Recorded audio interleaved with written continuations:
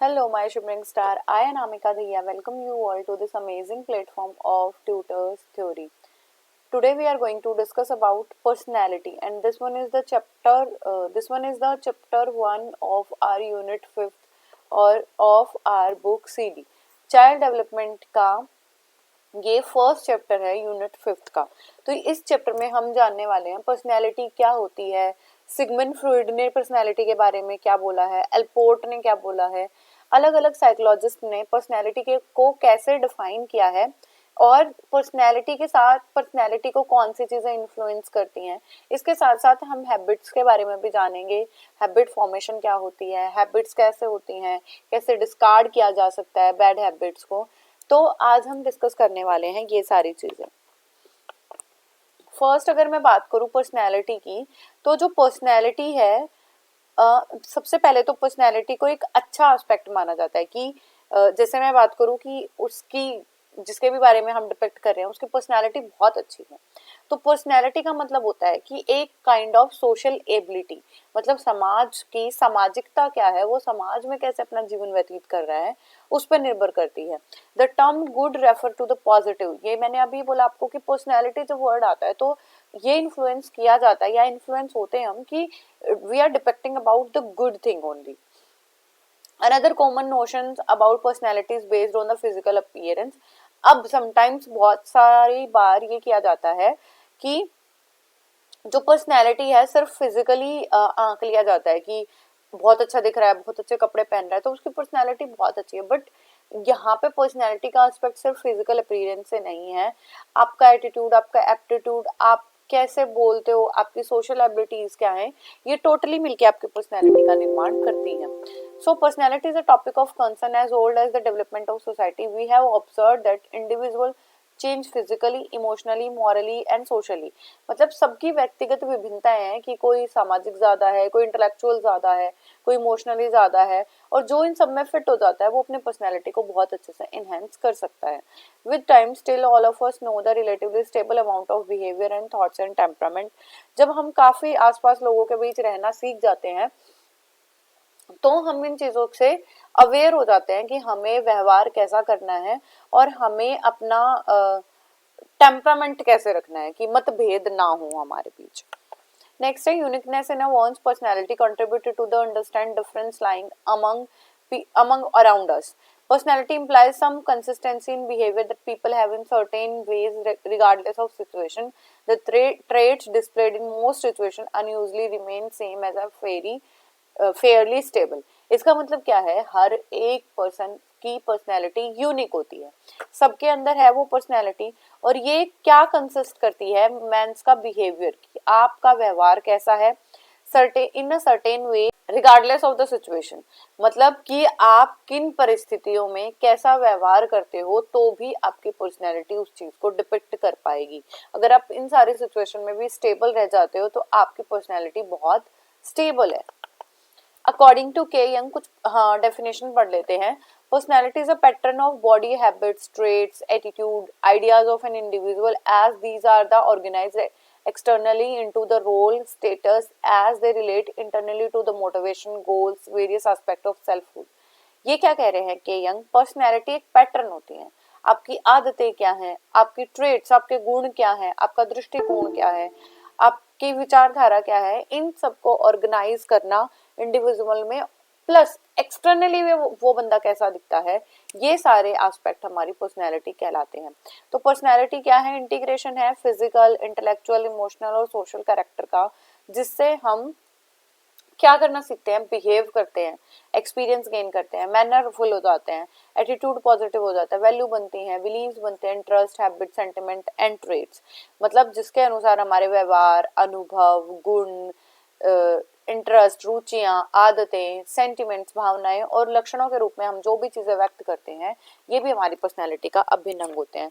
तो जो हमारे डोमेन्स थे वो तो सारे रिलेटेड है ही हैं, और उनके साथ जो उनके कैरेक्टरिस्टिक्स थी these are also related in personality. I think आपको यहाँ तक पर्सनैलिटी व्यक्तित्व तो समझ आया होगा।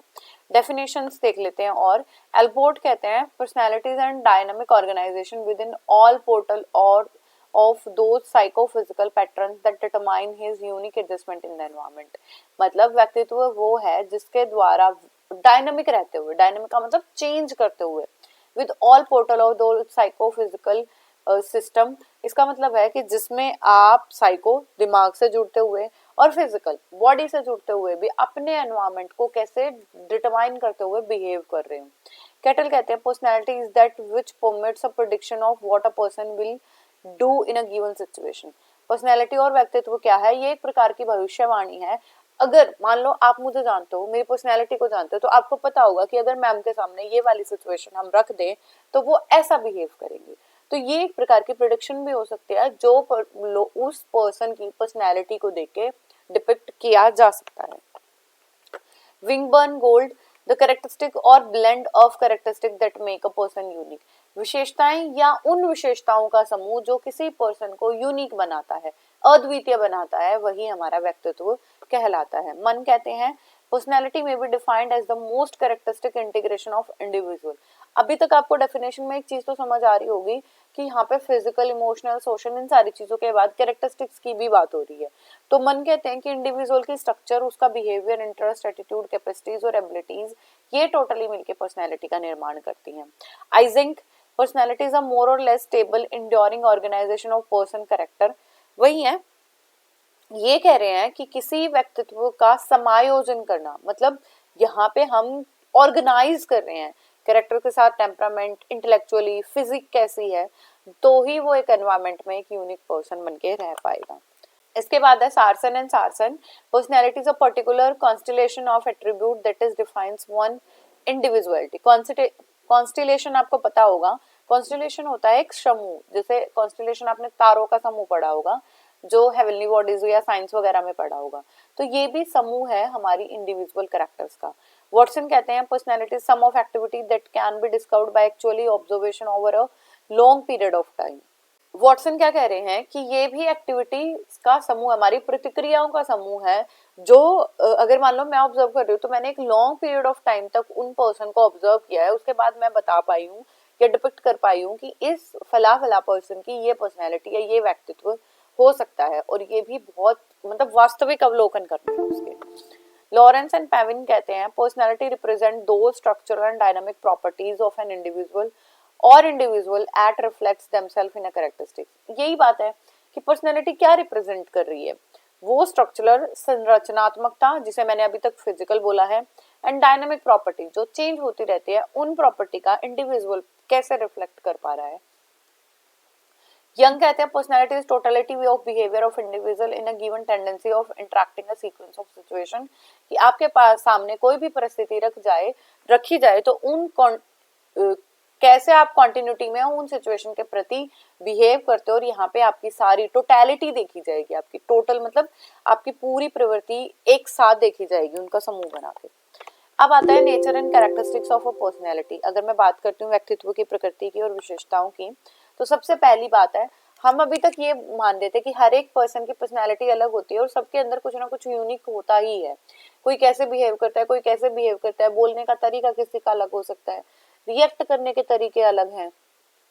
तो सबकी पर्सनैलिटी यूनिक है, अद्वितीय है, मतलब सब एक है.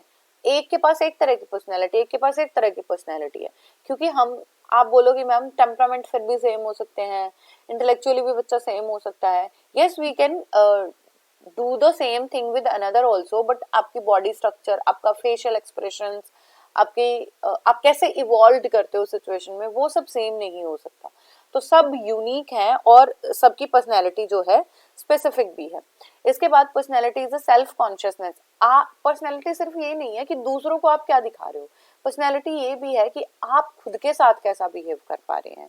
Includes everything about a person. Personality में हर एक एस्पेक्ट इंक्लूड होगा, चाहे वो कुछ भी है. जैसे मैंने आपको सारी कैरेक्टरिस्टिक्स बताई थी, वो सारी चीजें इंक्लूड करके ही हमारी पर्सनैलिटी का निर्माण करती हैं. यूनिफाइड होल, मतलब देखो यूनिफाइड होल का मतलब क्या होता है, बहुत चीजें अलग अलग है, कोई चीज यहाँ पड़ी है, कोई चीज यहाँ पड़ी है. जैसे हमने क्रिकेट का मैदान देखा होगा, एक खिलाड़ी यहाँ खड़ा है, यहाँ पे पिच है, यहाँ पे हमारे बैट्समैन खड़े हैं, यहाँ पे मेरा बॉलर खड़ा है, और ऐसे करके अलग अलग जगह पे हमने पर्सन्स बिठाए हुए हैं.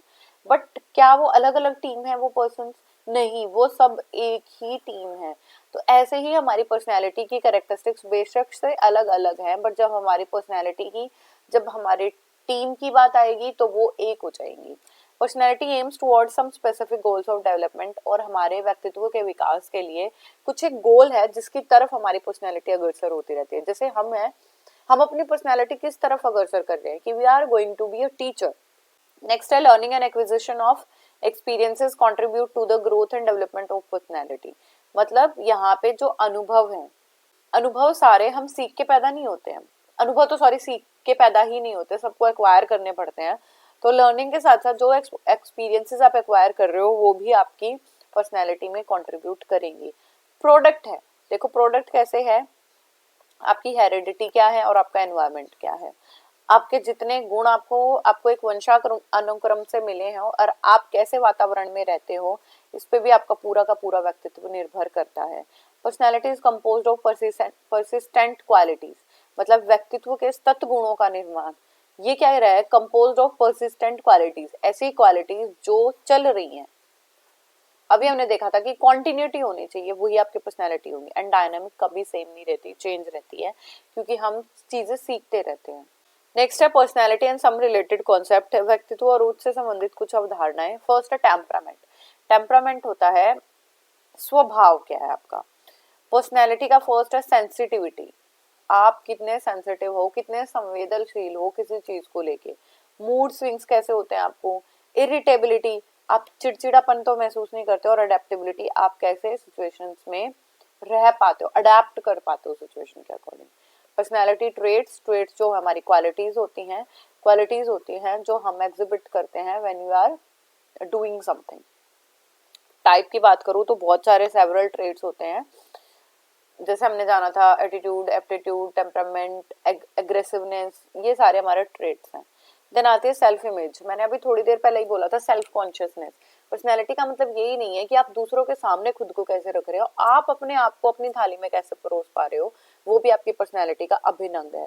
मतलब क्योंकि हमें सोशली तो जाना ही है, बट उसके साथ साथ हम इंडिविजुअल भी तो हैं, तो हमें इंडिविजुअल भी कैसे रह सकते हैं उसके बारे में भी जानना। इंट्रोवर्ट पर्सनैलिटी जो सेल्फ सेंटर्ड होते हैं, दूसरों से बात करना कम पसंद करते हैं, इनवर्ड ज्यादा फोकस है, अपने आप से ज्यादा बात करना चाहते हैं। इसके बाद आती है extrovert personality, bold, outgoing person which attention and directed outward. मतलब like I am an extrovert personality, मुझे ज्यादा बोलना पसंद रहता है, दूसरों से इंटरेक्ट करना ज्यादा अच्छा लगता है, तो मेरी सारी पर्सनैलिटी आउटवर्ड है। और जो अंदर अंदर रहना पसंद करते हैं, कम बोलते हैं, चुपचाप रहते हैं, उनकी पर्सनैलिटी हमारे इंट्रोवर्ट होती है। इसके बाद आ जाओ character, totality of moral values and quality on basis of person जज। किसी पर्सन को कैसे जज मूल्यांकन किया जाएगा किसी पर्सन का, उसकी सारी कैरेक्टरिस्टिक्स टोटलिटी में उसका कैरेक्टर का निर्माण करती है। नेक्स्ट है एस्पेक्ट्स ऑफ पर्सनैलिटी। फर्स्ट है फिजिकल एस्पेक्ट, दूसरा इंटेलेक्चुअल एस्पेक्ट। फिजिकल में क्या क्या आ जाएगा, उसकी हाइट क्या है, वेट क्या है, बालों का कलर क्या है, हेयर कलर क्या है, आईज कलर क्या है, ये हमारे फिजिकल एस्पेक्ट आएंगे। इंटेलेक्चुअल एस्पेक्ट में आ जाएगा उसका एप्टीट्यूड, एप्टीट्यूड क्या है, एटीट्यूड क्या है, इंटरेस्ट कैसे हैं, हैबिट्स क्या हैं। ठीक है, तो ये हमारे किस में आ जाएंगे, इंटेलेक्चुअल में। इमोशनल, इमोशनल का मतलब कोऑपरेटिव है, सिंपैथेटिक है, इंटीग्रिटी शो करता है या नहीं करता है। वंस फीलिंग, दूसरों की जो भावनाएं उनका सम्मान करता है नहीं करता है। सोशल एस्पेक्ट, सोशल एस्पेक्ट का मतलब दूसरों के साथ संबंध कैसे हैं, कोऑपरेटिव है, अहिंसा का पालन करता है, दूसरों की जो सम्मान है उसको भंग नहीं करता, इंटीग्रिटी बनाए रहता है, यूनिटी बनाए रखता है। एंड देन आते हैं मॉरल एस्पेक्ट, अहिंसावादी होना, सत्यवादी होना, ट्रस्टफुल पर्सन होना, ये हमारे नैतिक पहलू हो जाएंगे। नेक्स्ट आता है फैक्टर इन्फ्लुएंसिंग पर्सनैलिटी डेवलपमेंट, व्यक्तित्व के विकास को प्रभावित करने वाले कारक। देखो सबकी अपनी पर्सनैलिटी है, सब अपनी पर्सनैलिटी कैसे बनाते हैं, एनवायरनमेंट से इन्फ्लुएंस होकर या चीजों को एक्वायर करके। तो यहाँ पे मैंने एक चीज और बोली थी, it is a product of hereditary and environment. तो ये दोनों पे निर्भर करता है, आपको कैसे गुण मिले हैं और आप कैसे एनवायरनमेंट में बिहेव कर रहे हो, या आपको कैसा पर्यावरण मिला है, इस चीज पे भी निर्भर करता है। एज एन इन्फेंट, जब हम पैदा हुए थे तो हमारे पास कुछ पोटेंशियल थे, इंस्टिंक्ट थे। मतलब हम पैदा हुए थे तो हमें रोना आता है, खाना मांगना आता है, ठीक है, ये चीजें हमें ऑलरेडी आती है। और कुछ गुण भी हमें अपने मम्मी पापा से मिले होते हैं, जैसे आपका कलर कैसा रहेगा, आपकी हाइट कैसी रहेगी, आपका वेट कैसा रहेगा, आपका आई कलर कैसा है। और जैसे किसी के पेरेंट्स टीचर हैं तो मोस्ट प्रोबेबली बच्चे जो है इंटेलेक्चुअली एक्टिव होते हैं। पर्सनल एंड साइकोलॉजिकल फैक्टर, पहले बात करते हैं हम influence of intelligence and mental ability. हम जो है मानसिक क्षमताओं से प्रभावित हो जाते हैं। मान लो आपका एक मैथ्स का टीचर बहुत अच्छा है, आपको बहुत अच्छे से काम कराता है, तो आप जल्दी से उसे क्या हो गया, इन्फ्लुएंस हो गया, और आपका भी मैथ्स में मेंटल एबिलिटीज इनहेंस हो जाएंगी। आपको मोटिवेशन, आपको सपोर्ट कितना मिल रहा है, एस्पायर कितना करो, आपकी आकांक्षाएं क्या है। इमोशनल मैच्योरिटी, मतलब जैसे छोटा बच्चा होता है, उसे एक बार बोलो कि नहीं ये मेरी मम्मी है तो बच्चा रोने लग जाता है, तो वो इमोशनली स्टेबल नहीं है, वो सोचता है कि मेरे ही इमोशन इनके साथ जुड़े हुए हैं। सेल्फ कॉन्सेप्ट, सेल्फ एस्टीम, अपने बारे में क्या सोचते हो और आपको आत्मसम्मान का कितना पता है। बायोलॉजिकल फैक्टर, ग्लैंड्स कैसे हैं, नर्वस सिस्टम कैसा है आपका, पाचन तंत्र कैसा है। एंड फिजिकल फैक्टर, यही है height, weight, eye colour, hair colour, the length of your hair. Heredity related factor, अब आते हैं वो फैक्टर जो हमें अपने मदर फादर से ऑलरेडी प्रोवाइडेड है। हेरिडिटी सबसे पहले जानो कि जो हमें गुण मिलते हैं, the traits which we can gain from, which we have gained from our parents। तो जैसे कोई डिजीज भी हो सकती है कि फैमिली में डिजीज थी तो उन्हें भी सेम डिजीज है। हेयर कलर कैसा है, हाइट कैसी है, बॉडी फीचर कैसे हैं, स्किन का कलर कैसा है, तो इसका भी बहुत इम्पैक्ट पड़ता है।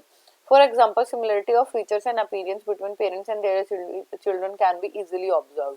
तो जो हमारे पेरेंट्स हैं उनके नक्शे लेके पैदा होते हैं, मतलब हमारे जो फीचर्स हैं, नाक कैसे होगी, आँख कैसे होगी, होंठ कैसे होंगे, ये हमें अपने मदर फादर से मिले होते हैं। और बहुत सारी ऐसी प्रॉब्लम होते हैं जो भी हम लेके पैदा होते हैं, जैसे किसी को डायबिटीज है, अस्थमा प्रॉब्लम है, हार्ट प्रॉब्लम है, ये भी बहुत ज्यादा इन्फ्लुएंस करती है। देन आता है environmental factor, family related factor, आपकी न्यूक्लियर फैमिली है, जॉइंट फैमिली है, किस प्रकार के परिवार में रहे हो वैसा बिहेव करोगे। फिजिकल एनवायरनमेंट, फिजिकल एनवायरनमेंट का मतलब आप हिली एरियाज में रहते हो, ड्राउट्स में रहते हो, पठार पे रहते हो, किस एरिया में रहते हो, वहाँ पे सुविधाएं कैसी हैं। सोशल एंड कल्चरल, आपका समाज कैसा है, किस रिलीजन कैसे फॉलो करते हो, कल्चरल सोसाइटी कैसी है आपकी। And learning and school environment, आपने देखा होगा कि अगर बच्चे गंदे स्कूल में पढ़ते हैं, अच्छी पढ़ाइयाँ नहीं हो रही हैं, बच्चे अब्यूज कर रहे हैं, तो बच्चा भी हमारा वैसा ही हो जाता है, और एक अच्छे स्कूल की संगति में बच्चा अच्छा भी हो सकता है। नेक्स्ट आती है इंटीग्रेटेड पर्सनैलिटी। इंटीग्रेटेड का मतलब जानो, चीजों को जोड़कर एकत्रित करके एक साथ लाना। Integrated personality which exhibit maturity, जिसको पता है ये मेरी सारी कैरेक्टरिस्टिक्स हैं और इन कैरेक्टरिस्टिक्स पे मैं ऐसे बिहेव कर सकता हूँ, तो वो मैच्योर्ड पर्सनैलिटी है और वो हर एक एस्पेक्ट को जानता है।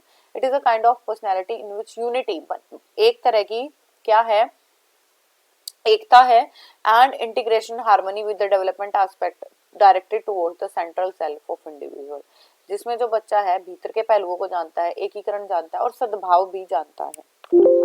According to Woodworth, an integrated personality is a one with several traits, interest, desires, combined and effective harmonious unity।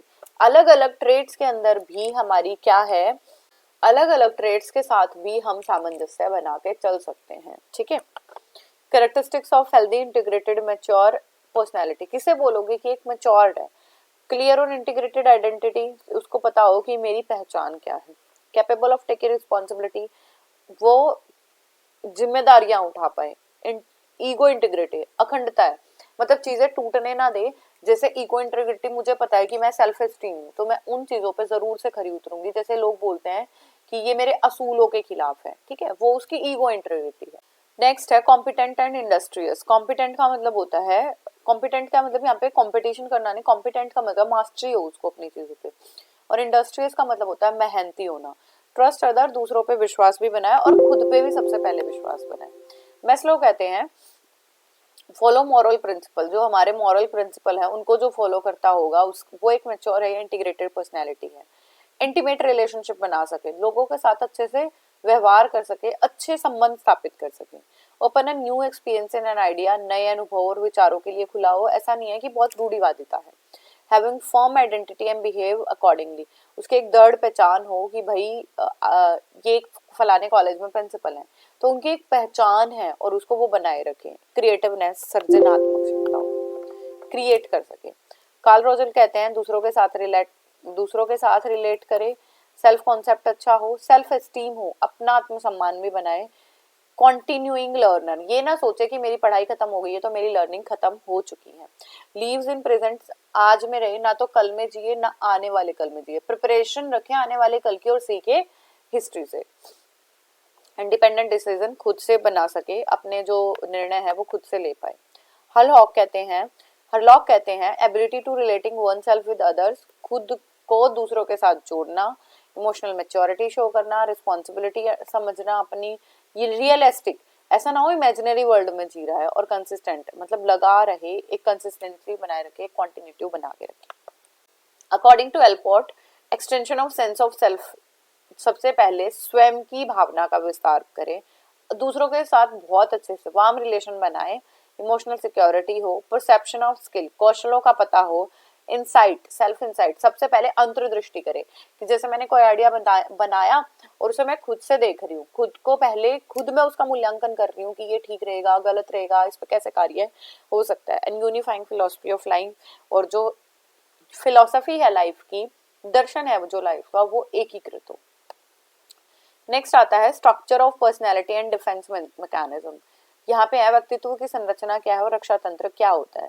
तो मैं यहाँ पे सिगमंड फ्रॉइड की बहुत ज्यादा डीप एक्सप्लेनेशन में तो नहीं, बट एक शॉर्ट थ्योरी भी बताऊंगी आपको, that is Sigmund Freud. Sigmund Freud ने 3 पार्ट में अपनी पर्सनैलिटी को बांटा है, हमारी पर्सनैलिटी को बांटा है, कि यहाँ पे 3 चीजें होती हैं, id, ego and super ego. First है हमारा इड।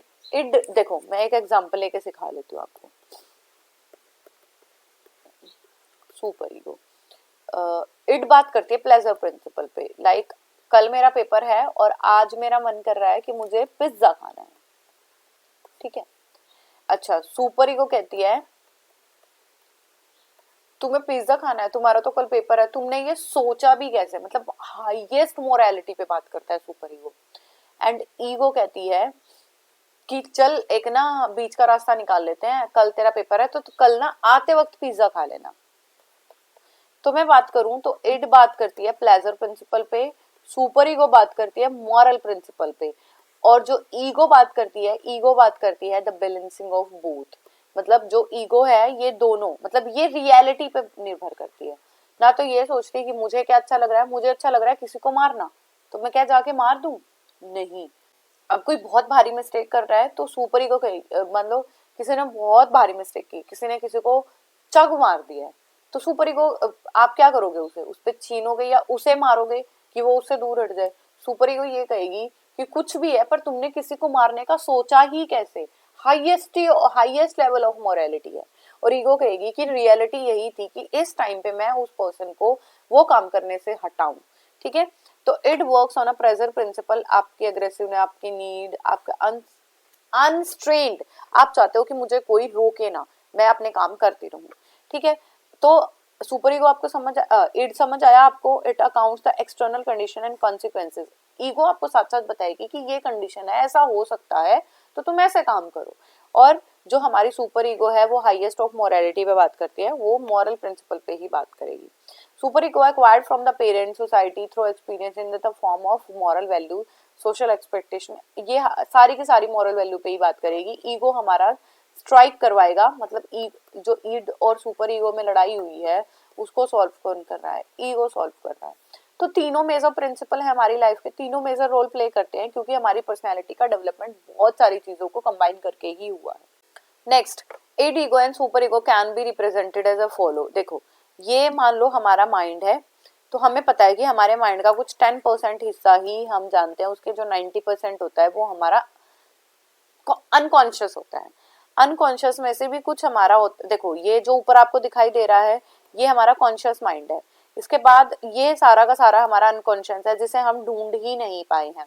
और कुछ चीजें ऐसी होती हैं जो अनकॉन्शियस हैं, बट आप उन पे थोड़ा दबाव डालो तो वो आपको याद आ जाएंगी। जैसे हमें नहीं पता है, आप अगर इतने बड़े हो गए हो आपको बिल्कुल एग्जैक्ट नहीं पता है क्या क्या चीजें इंक्लूड होती थी, क्या रिएक्शन इंक्लूड होती थी, अगर मैं ऑर्गेनिक केमिस्ट्री की बात करूं, बट अगर मैं उसमें थोड़ा दबाव डालूं तो मुझे याद आ जाएगा कि फोटोसिंथेसिस ऐसे होता था, ग्लूकोज फॉर्मेशन ये होती थी, ग्लूकोज का फॉर्मूला ये होता था, स्ट्रक्चर ये होती थी।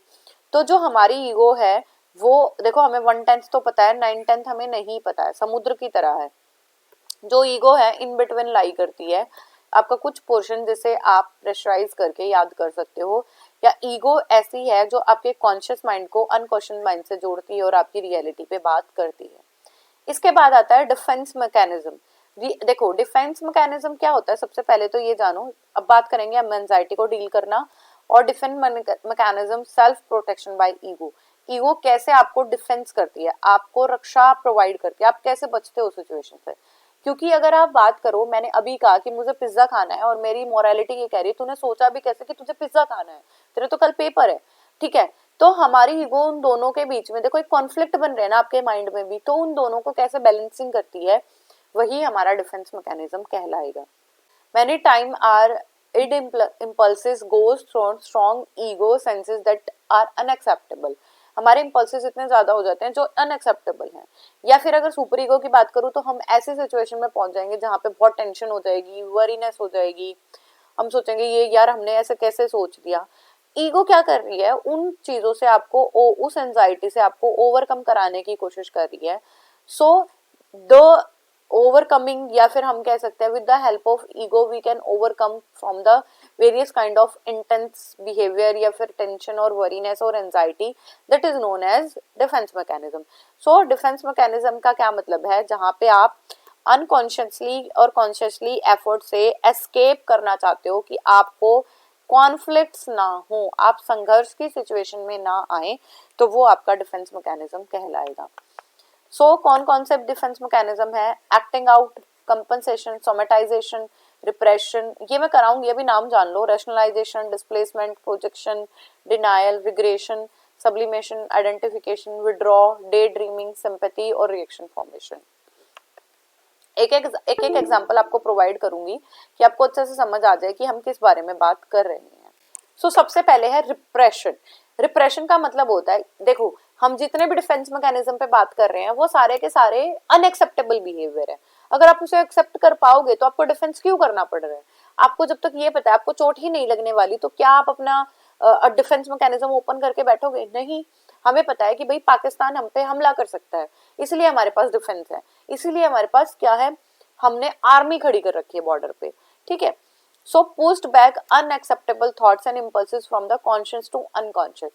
यहाँ पे आपको पता है ये चीजें आपके साथ हो रही है, आप उन्हें धकेल देते हो पीछे, यार छोड़ना छोड़ना चीजें, आप विड्रॉ, आप क्या कर रहे हो, चीजों को दबा रहे हो कोई और काम करके।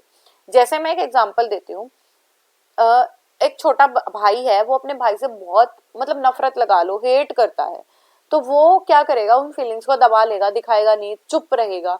बट ये फीलिंग कब उजागर हो सकती है, जब आप बर्स्ट आउट होते हो, आपको बहुत ज्यादा गुस्सा आ जाएगा, स्लिप टंग हो जाती है, आपको बड़बड़ाने लग जाते हो, डे ड्रीमिंग करने लग जाते हो, तो ये है रिप्रेशन।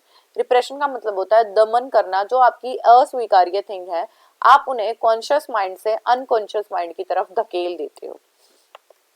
इसके बाद आता है डिस्प्लेसमेंट, रीडायरेक्टिंग करना। डिस्प्लेस करना क्या होता है, एक जगह से दूसरे जगह पे रखना। तो यहाँ पे आपको अपने इम्पल्सिस को क्या करना है, एक सिचुएशन से दूसरे सिचुएशन में रीडायरेक्ट करना है। जैसे a lady who is angered with the unprofessional behaviour of her boss, उसे उसके बॉस ने बहुत गंदा बिहेव किया है, तो वो क्या कर रही है, डिस्प्लेस कर लिया अपने गुस्से को, उसने अपने बच्चों पे निकाल दिया। जैसे एक बच्चे को उसके टीचर ने बहुत डांटा, तो उसने जाके अपने छोटे भाई को डांट दिया, तो ये डिस्प्लेसमेंट है। नेक्स्ट आता है प्रोजेक्शन। प्रोजेक्शन का मतलब है एक जगह से दूसरी जगह पे डाल देना, मतलब कोई चीज यहाँ रखी है, यहाँ डाल दी।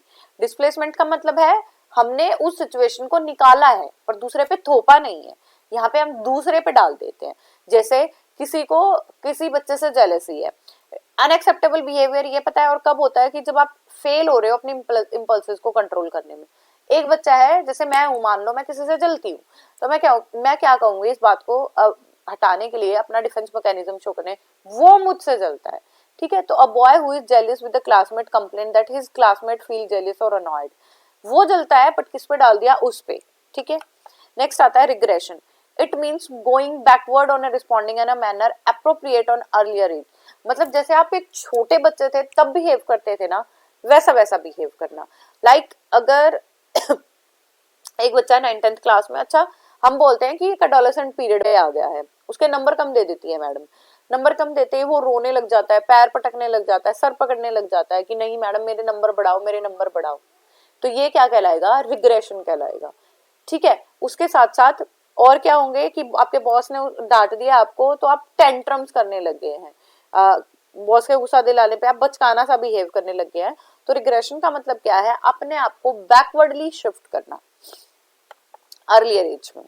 देन आता है सब्लिमेशन। सब्लिमेशन का मतलब है जो आपके अनएक्सेप्टेबल अर्जेस हैं, इम्पल्सेस हैं, डाइवर्टेड इन अ सोशली अप्रूव्ड बिहेवियर, ऐसी तरफ मोड़ देना जो सोशली आप अप्रूव करते हो।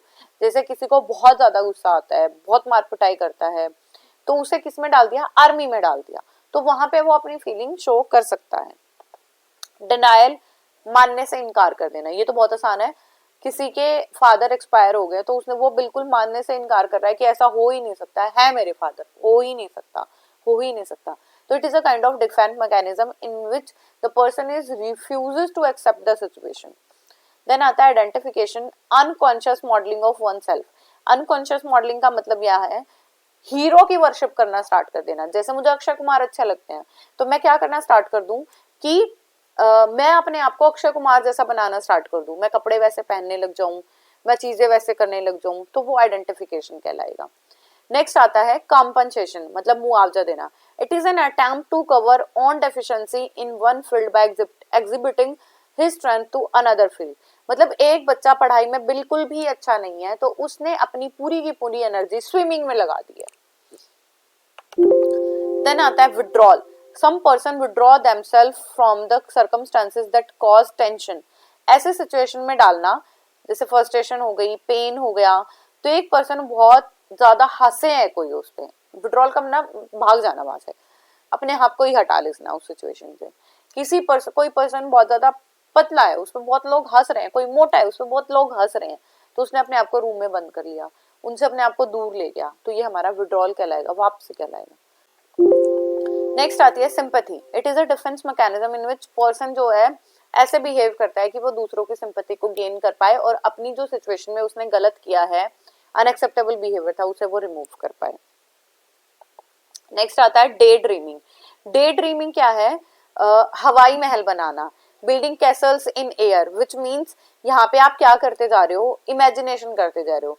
जैसे कोई बॉय है, वो किसी लड़की से बहुत ज्यादा प्यार करता है, तो वो डे ड्रीमिंग करने लग रहा है कि मैं दूल्हा भी बन गया हूँ, वो दुल्हन भी बन गई है, हमारे बच्चे भी हो गए हैं, so it is called as day dreaming. Next आता है रिएक्शन फॉर्मेशन। रिएक्शन फॉर्मेशन का मतलब ये कब होता है, जब आप ऑफन एग्जाग्रेटेड एंड ऑब्सेसिव, जब आप बहुत जुनूनी तरफ से बिहेव करते हो। जैसे एक लड़की मान लो एक लेडी है, वो अपने पति को छोड़ के किसी और से प्यार करती है, तो वो क्या शो करेगी, रिएक्ट करना स्टार्ट कर देगी कि नहीं मैं अपने पति से ही बहुत ज्यादा प्यार करती हूँ, क्योंकि उसने अपने पति को चीट किया है, तो वो चीजें उसको ना शो हो, तो वो वैसे ही अपोजिट रिएक्शन करने लग जाती है। नेक्स्ट आता है एक्टिंग आउट। एक्टिंग आउट करने का मतलब है, आप जान ही गए होंगे कि यहाँ पे अभिनय करना है। Direct expression of unconscious wishes and impulses in an action without conscious awareness. मतलब जैसे मैंने अभी कहा कि जैसे मैंने अभी एक एग्जांपल दिया आपको कि एक लड़का एक लड़की से बहुत प्यार करता है, तो वो सोचने लग गया कि हम दूल्हा दुल्हन बन गए हैं। और एक्टिंग आउट का मतलब वो जानता है कि मुझे, वो लड़की नहीं करती है, वो जानता है कि मुझे ये सारी बिहेवियर नहीं करना है, बट ना जानते, वो जानते हुए भी कॉन्शियस वे में रहता नहीं है और चीजें एक्ट आउट करने लग जाता है। नेक्स्ट हमारा somatisation, transformation of negative feeling towards other into a negative feeling towards oneself. किसी की किसी से लड़ाई हो गई, मारना उसे है, दर्द उसे देना है, बट वो अपने आप को दर्द दे रहा है, भूखा रह रहा है। आपने देखा होगा बच्चे क्या कर लेते हैं, ब्लेड लगा लेते हैं, ब्लेड मार लेते हैं, तो खुद को ही दर्द देना, ये हमारा क्या कहलाएगा, सोमेटाइजेशन। नेक्स्ट आता है हमारा, आई होप आपको ये सारे डिफेंस मैकेनिज्म समझ आ गए होंगे। अगर आपकी कोई क्वेरी रह जाती है या आपको कोई एग्जांपल पूछना है तो आप मुझे कमेंट करके पूछ सकते हो। And one more thing, video watch कर रहे हैं बच्चे, मैंने देखा है कि there are lot of views in thousands, पर बच्चों के जो लाइक हैं वो हंड्रेड्स में भी नहीं है। इसके बाद आता है role of teacher and parents in personality development of a child. बच्चे के व्यक्तित्व विकास में शिक्षक और माता पिता की क्या भूमिकाएं हैं। फर्स्ट है, देखो हम सबको पता है कि जो बच्चे हैं सबसे ज्यादा कनेक्ट किससे रहते हैं, या तो अपने टीचर से रहते हैं या अपने पेरेंट्स से रहते हैं। तो दोनों टीचर भी और उनके पेरेंट्स भी बहुत ज्यादा विटल रोल प्ले करते हैं उनकी लाइफ में, क्योंकि पेरेंट्स समझ सकते हैं, जान सकते हैं, बच्चे को ज्यादा टाइम स्पेंड करते हैं। और जब पीटीएम होती है तो पीटीएम पे जो टीचर्स हैं वो जो पेरेंट्स हैं टीचर्स को बता सकते हैं कि कैसे आपको बच्चों के साथ बिहेव करना है। तो दोनों अगर सामंजस्य हार्मनी बना के चलेंगे तो चीजें बहुत अच्छे से सॉल्व कर पाएंगे। और जो बच्चों की चीजें हैं, जो बच्चे डिफेंस मैकेनिज्म यूज कर रहे हैं या बच्चों की जो प्रॉब्लम है आप उसे सॉर्ट भी कर पाओगे। सो फर्स्ट है हमारा प्रोवाइडिंग अपॉर्चुनिटी फॉर सक्सेस। अगर बच्चा किसी चीज में लैक आउट कर रहा है, मैंने अभी बताया आपको हम डिफेंस मैकेनिज्म कब यूज करते हैं, जब हम प्रॉपरली किसी चीज को यूज नहीं कर पाते हैं। तो it is important to give children a feeling of accomplishment. अगर बच्चा काम नहीं कर पा रहा है तो उन्हें समझने की कोशिश करो और उनकी लैक कहाँ हो रही है, कहाँ पे वो पूरी रूप से काम नहीं कर पा रहे हैं, उसको हटाओ और कार्य कर पाओ। ठीक है। नेक्स्ट है बिकमिंग अ रोल मॉडल। आप एक अच्छे इंसान, अच्छे रोल मॉडल की तरह बिहेव कर सकते हो, सोशल रिस्पॉन्सिबिलिटी शो कर सकते हैं, जिससे भी बच्चा अच्छा बिहेव करेगा और इंटीमेट रिलेशनशिप बनाएगा आपके साथ, तो वो चीजों को आपके सामने एक्सप्लेन भी करेगा।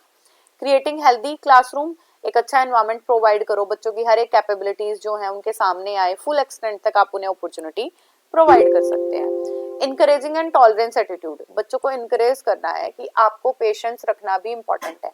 हम सबको एक दूसरे के ऊपर गुस्सा आता है, बट हमें एक सामाजिक प्राणी बनते हुए सोशली बिहेव करना है और डिस्करेज करना है ऐसी चीजों से जो बच्चों को एक सोशली फिट नहीं बनाते हैं। तो we have to create a distance between the patients and impatient. Clear. Next आता है recognising the strength of a child. बच्चे, मैंने अभी कहा था आपको कि जो बच्चा है कई बार ये करता है डिफेंस मैकेनिज्म में कि वो क्या कर लेता है, दूसरी सिचुएशन पे डाल देता है।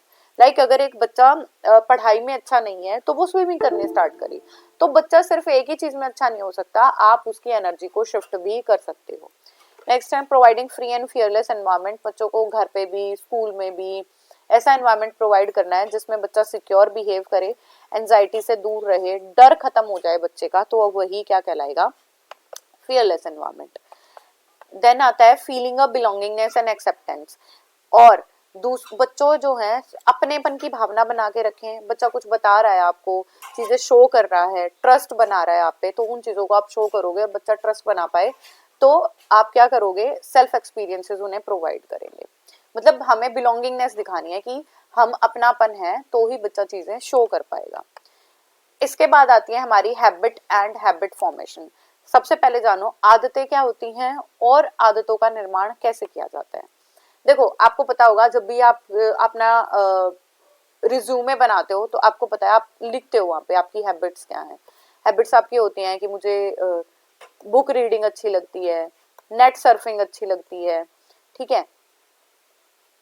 तो ये हमारी हैबिट हो जाती है। घूमना अच्छा लगता है, किसी को गाना अच्छा लगता है, किसी को डांस अच्छा लगता है। तो habit is what, habit is that in which we are repeating our behaviour. तो हैबिट या तो लर्नड होती हैं, हैबिट ऐसा नहीं है आप अपनी मदर के पेट से ही सीख के आते हो, नहीं, हैबिट आप फॉर्म करते हो, एक्वायर करते हो।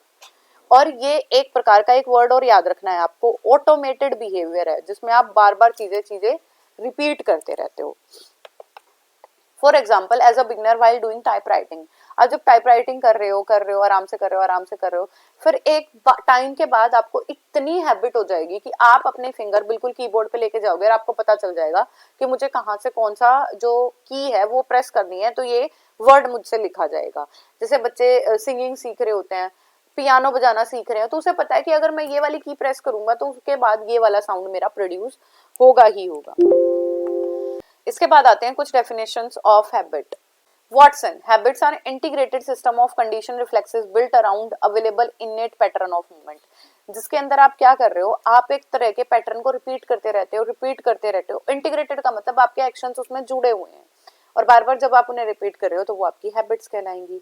आदतें गति के उपलब्ध जन्मजात पैटर्न के आसपास निम्रित वातानुकूलित सजगता की एकीकृत प्रणाली है। मतलब आप चीजें रिपीट करते जा रहे हो तो उनकी एक प्रणाली है। एच ई गैरेट कहते हैं Habit is the name of given in a behavior so often repeated as automated। जब आपने एक प्रकार के व्यवहार को बार बार रिपीट करते रहते हो तो वो भी आपकी हैबिट कहलाती है। देन है M.R. लाडेल ये कहते हैं habit is a form of activity originally willed and conscious which by repeating has become automated. ये भी एक प्रकार की एक्टिविटी करना, या तो आप चाहते हुए या ना चाहते हुए भी आप उन चीजों को रिपीट करते रहते हो, वो that becomes your habit after a time. Kinds, किस प्रकार की हैबिट होते हैं? C.W. Valentine categorised habits into 7 category, 7 category बता रही हूँ, ये नाम भी आपको ध्यान रखना, आई थिंक आपको जल्दी से याद हो ही जाएगा। C.W. वैलेंटाइन। फर्स्ट है मैकेनिकल हैबिट, स्विमिंग करना, टाइपिंग करना, मेकअप करना, प्ले करना, तो ये मैकेनिकल हैबिट कहलाएंगी। लेस यूज ऑफ कॉग्निशन, जहाँ पे दिमाग का कम प्रयोग हो रहा है, आप मैकेनिकली ज्यादा प्रयोग कर रहे हो। दूसरा है हमारा habit of psychological craving. Psychological craving होती है जो हमारे दिमाग से जुड़ी होती है, भूख लगना, प्यास लगना, स्मोकिंग करना, तम्बाकू चबाना, पेज फाड़ते रहना, चाय पीते रहना, कॉफी पीते रहना, स्वेटिंग आना, ये हमारी साइकोलॉजिकल क्रेविंग है। इसके बाद आती है हमारी नर्वस हैबिट। कुछ हैबिट्स ऐसी भी होती हैं जो हमारे न्यूरोलिटिकल हैबिट हो जाती हैं, जैसे नेल बाइटिंग करते रहते हैं, पैर हिलाते रहते हैं, आंख झपकाते रहते हैं बार बार, ठीक है, अनयूजुअली बैठते हैं, तो वो हमारी कौन सी कहलाएंगी? नर्वस हैबिट्स आ जाएंगी। स्पीच हैबिट, आपने देखा होगा कि बच्चा एक वर्ड बहुत बार बोलता है, टीवीज मूवीज में तो आपने बहुत बार सुना होगा तकिया कलाम करके कुछ वर्ड बोलते रहते हैं, या बच्चे को अटक लगती है कोई चीजें बोल रहा है तो एक्सेट्रा, पता है ऐसी चीजें जब बार बार बोलता है, अनयूजुअल सम वर्ड्स यूज करता है, तो हमारी स्पीच हैबिट होती है। पांचवी है हैबिट ऑफ थॉट, भगवान को याद करते रहना, नॉट ओनली भगवान, किसी एक चीज के पीछे पड़ जाना, अच्छी मेमोरीज को याद करते रहना, सिर्फ उन्हीं में जीना और अपनी नॉलेज को इनहेंस करते रहना। मतलब थॉट्स का मतलब है चीजों को रिपीट करना। थॉट्स वाली अच्छी भी होती है, देखो बहुत सारी हैबिट भी अच्छी हो सकती हैं। इसके बाद है हैबिट्स ऑफ फीलिंग, दूसरों से जुड़ना, मेरी मम्मी खुश है मैं खुश हूँ, पापा खुश है मैं खुश हूँ, मेरा दोस्त खुश है तो मैं खुश हूँ, मुझे चाहे कुछ भी हो रहा है।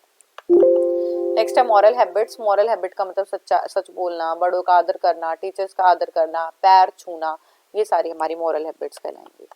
इसके बाद आते हैं कैरेक्टरिस्टिक्स ऑफ हैबिट। फर्स्ट है एक्वायर्ड, मैंने ये आपको शुरू में ही बोला, या तो ये ली जाती है बाहर से, लर्न की जाती है, या एक्वायर कर ली जाती है। ऑटोमेटेड, बार बार करते रहते हो, स्वचालित है। रिस्पॉन्सेज ऑफ सिमिलर, अब हैबिट आप एक बार कर रहे हो तो सेम ही तो रहेंगे। मान लो एक बच्चा क्या कर रहा है, नेल बाइट कर रहा है, नेल ही बाइट कर रहा है वो, तो नेल बाइटिंग तो सेम ही बिहेवियर रहेगा उसका। Habitual responses, habitual based work behaviour occur frequently, ये बार बार अक्सर होते ही रहते हैं, अपने आप ही हो जाते हैं। Need not require too much attention, इसमें अटेंशन देने की जरूरत नहीं है, बच्चा अपने आप से कर रहा है। Based on task completed easily without any resistance, इसमें कोई अवरोध नहीं है, आप कर रहे हो, बच्चा पैर हिला रहा है, हिलाता ही रहेगा, अवरोध नहीं है, वो करता ही रहेगा। अवरोध आएगा तो भी वो जारी रखेगा। Habitual behaviour are interest based to give satisfaction, और कुछ हैबिचुअल बिहेवियर ऐसे भी होते हैं क्योंकि हमें खुद को सेटिस्फेक्शन मिल रही है, संतुष्टि मिल रही है, इसलिए हम बार बार कर रहे हैं। Habitual behaviour task are completed without any errors, बिना मिस्टेक के बच्चा कर रहा है। मैंने अभी टाइपराइटिंग की बात की थी, बिना मिस्टेक के करा है क्योंकि उसे आदत हो चुकी है। वेरी लेस और no consciousness is being used in habitual responses, या तो बहुत कम कॉन्शियस नहीं है वो, फिर भी वो काम करता जा रहा है। देन आती है हैबिट फॉर्मेशन, कैसे करा सकते हैं? अगर हम वैल्यूएबल टाइम और एनर्जी डिवोट करें तो हमें हैबिचुअल बना सकते हैं बच्चों को, और कुछ हैबिट्स को हम इरेडिकेट भी कर सकते हैं, हटा भी सकते हैं। हैव रेजोल्यूशन, बच्चे जो हैं संकल्प ले लें कि मैं ये काम तो करूंगा ही करूंगा, मुझे टाइपिंग सीखनी ही सीखनी है। विल पावर बहुत स्ट्रांग है, तो बैड हैबिट्स को रिमूव करके अच्छी हैबिट्स वो अपने आप लेके आ जाएगा। ट्रेनिंग, एक चीज को जैसे मैंने टाइपिंग वाली बात की, बार बार करा रहे, स्विमिंग बार बार करा रहे, तो वो हैबिट बन जाएगी। डिस्कार्डिंग, अगर हमें गंदी आदत को हटा दें तो भी हम अच्छी आदत का निर्माण कर सकते हैं। एक्सरसाइजिंग कंटिन्यूटी, एक चीज की प्रैक्टिस करा रहे हैं बार, तो वो हैबिट बन जाएगी। Follow a good ideal personality, अच्छी आइडियल पर्सनैलिटी बनना है तो उन चीजों को कराओगे जिनके अंदर गुडनेस है, फीलिंग्स है, थॉट्स हैं, उन्हें जोड़ के कराओ, बड़ी जल्दी हैबिट फॉर्मेशन हो जाएगी। देन है सब्स्टिट्यूशन ऑफ हैबिट और अ पर्पस। देखो एक बच्चे की लाइफ में बहुत खालीपन है, तो उसे हम स्पोर्ट्स में डाल दें, सोशली डाल दें, कुछ और काम कराने लग जाएं, तो उसका जो खालीपन है वो भी रिमूव हो जाएगा। रिवॉर्ड्स दे दे हैबिट को रिपीट कराने के लिए, बेटा बहुत अच्छा किया है, चॉकलेट मिलेगी आप ये करोगे, आप आज कीबोर्ड में सारी टाइपिंग करके दिखा दोगे तो आपको ये मिलेगा, ठीक है। देन आता है डिस्कार्डिंग बैड हैबिट्स। अब है बैड हैबिट्स को आप रिमूव कैसे कर सकते हो। बैड हैबिट्स को कैसे रिमूव कर सकते हो, उनका ओरिजिन देखें, हम कहाँ से निकली हैं, कैसे ट्रांसमिट हुई हैं, और उसको डिस्कार्ड करने के लिए हम न्यू हैबिट की फॉर्मेशन कर लें। तो रेजोल्यूशन वही संकल्प ले लें। आई थिंक आपको ये अब तक समझ आ गए होंगे, जो हमने गुड हैबिट में कराए हैं वही बैड हैबिट में हम करा सकते हैं।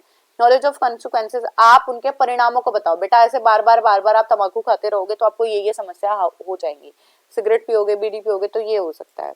पनिशमेंट दो, क्रिटिसाइज करो, आलोचना करो, तो भी बच्चा रिमूव कर देगा। न्यू हैबिट्स बना सकते हैं हम।